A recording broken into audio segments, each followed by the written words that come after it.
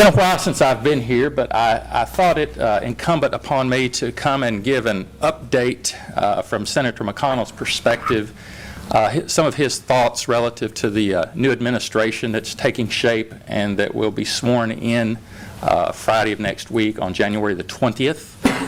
Of course, I'm talking about President-elect Trump and the members of his cabinet that he has nominated to this point. And I won't mislead you. Donald Trump is not someone that Senator McConnell has had a long relationship with. He maybe had met him maybe 2 or 3 times over the last 20 or so years in passing, but nothing of any real consequence. But they have established a good working relationship since the election. And Senator McConnell has had a number of meetings with President-elect Trump. Most recently, this past Monday morning, Senator McConnell went to Trump Tower to have a meeting with Mr. Trump, and then the senator went to Washington that afternoon for the opening of the Senate's business for the week. Donald Trump, if I can make an analogy, you all remember the old soda pop ad where 7-Up was the Uncola? Well, if 7-Up is the Uncola, Donald Trump is the unpolitician.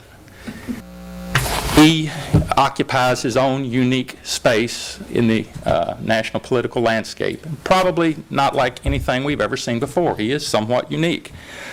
But we can take the measure of the man, or begin to take the measure of the man, by the official decisions he has made to this point. And those are all really in the personnel area. His first and most important decision was the selection of Indiana Governor Pence as his running mate, and that was certainly an excellent pick. But then Donald Trump went on to announce some cabinet nominations that have collectively been most impressive. There's not a bad one in the bunch. And Senator McConnell is very pleased with the team that Donald Trump is assembling for his administration. I think we can fairly draw the conclusion that Donald Trump respects people that have been successful in the business arena and respects people from the military, because he has drawn heavily from those two groups in some of his key personnel announcements. This is not going to be government by members of the faculty lounge. These will be people who have great depth and breadth of experience in the business area, experience in putting people to work, in creating jobs, and some knowledge of government policies that actually hinder economic growth and putting people to work. We think that is a positive development. I would like to mention a couple of personnel selections that have some particular relevance to Kentucky and even to this area, and some of the issues that our local leaders and citizens face. Obviously, the selection of Kentuckian Elaine Chao to be the next U.S. Secretary of Transportation we think is a very good thing. Obviously, we have a biased opinion of that. She's only shared a household with Senator McConnell for the last 25 years, so we know her quite well.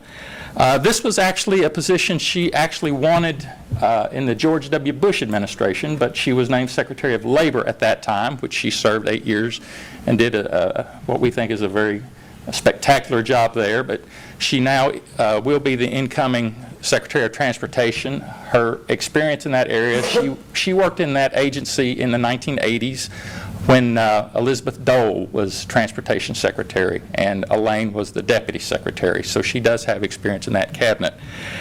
She is certainly familiar with some of the Kentucky needs, and I think those of you in this room that are interested in the I-65 spur upgrades to the Natcher Parkway, or perhaps the I-69 bridge link between Henderson and Evansville, will find an ally in Elaine Chao. She will certainly do everything she can reasonably be expected to do to support those projects. She knows what state she now calls home, and she will make sure that Kentucky is at least first among equals in that regard. There are certain prerogatives to being a cabinet secretary, and taking care of your own state's interest is nothing new in Washington in that regard. Another announcement that has an important connection to this area is the announcement of the the President-elect's choice to be the United States Trade Representative. That's not a cabinet spot. It is a sub-cabinet spot within the Department of Commerce. But the U.S. Trade Representative negotiates trade agreements, makes sure that they're being honored, polices our trading partners for unfair trade practices. But President-elect Trump has nominated Robert Lighthizer as to be the United States Trade Representative. And Senator McConnell actually met with Mr. Lighthizer yesterday morning. All of the nominees that require Senate approval, as a matter of course, come and sit down with the Senate Majority Leader. And Mr. Lighthizer did that yesterday, and Senator McConnell did bring up the issue of the aluminum, the Chinese dumping of aluminum onto the world market, and how that is so critically important to Kentucky and our aluminum industry here. And we were very pleased to learn that Mr. Lighthizer was not only familiar with the aluminum situation, he was very versed in it. He has spent approximately the last 20 years as a trade lawyer in private practice, and his clients were the steel companies, who are basically facing the same issue relative to Chinese steel. So he's very familiar with the aluminum importation issue, and he actually said he knew about it, was concerned about it, and hoped to do something about it. So we were very pleased with his comments yesterday in meeting with Senator McConnell.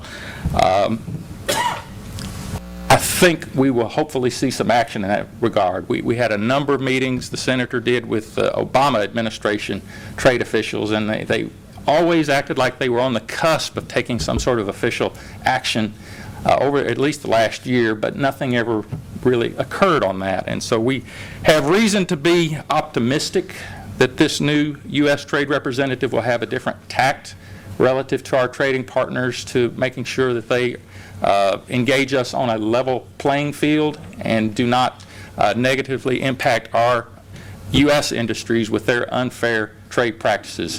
Frankly, Mr. Lighthizer has written frequently and has been a great critic of Chinese trade policy and its government distorting the markets in a number of areas. So we're very pleased in that regard. But those were just a couple of areas that I wanted to mention. Things continue to develop.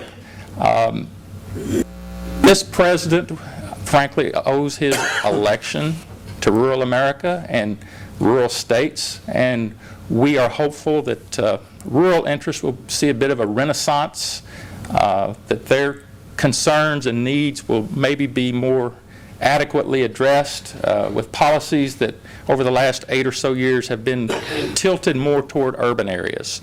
So I think there's cause for optimism among our rural communities that maybe we'll see a bit of a renaissance in rural America. So that's all I have with some information I thought you might find helpful. Thank you for allowing me to be here again, and thank you again for the entertainment. It was excellent. So any questions, I'll be glad to talk to anyone after the meeting. Thank you, Tim. Great report.